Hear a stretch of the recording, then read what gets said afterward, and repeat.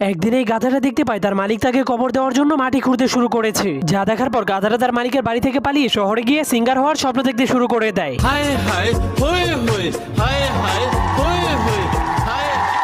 मस्त प्लान है। কিন্তু সে শহরে যাওয়ার সময় দেখতে পায় একটা কুকুর রাস্তায় বসে বসে কান্না করছে। साला ये दुख का खत्म नहीं होता बे। তখন গাধাটা তাকে কি হয়েছে জিজ্ঞেস করলে কুকুরটা তাকে পুরনো গল্প শোনাতে শুরু করে দেয়। সে গাধাটাকে বলে, আমি যখন জোয়ান ছিলাম তখন একসাথে 10টা খরগোশ এবং 20টা বাঘের শিকার করতে পারতাম, কিন্তু বৃদ্ধ হয়ে যাওয়ার কারণে আমার মালিক আমাকে ঘর থেকে বের করে দিয়েছে। तेरी बहन बियाह कर बाका। যা শোনার পর সে কুকুরটাকেও তার সাথে শহরে নিয়ে যেতে শুরু করে, কিন্তু তখন সে কুয়োর মধ্যে একটা বিড়ালের কান্নার আওয়াজ শুনতে পায়।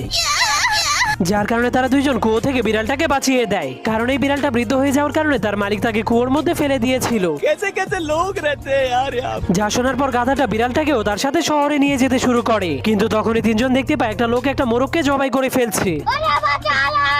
পরের পর্ব দেখতে চাইলে কমেন্টে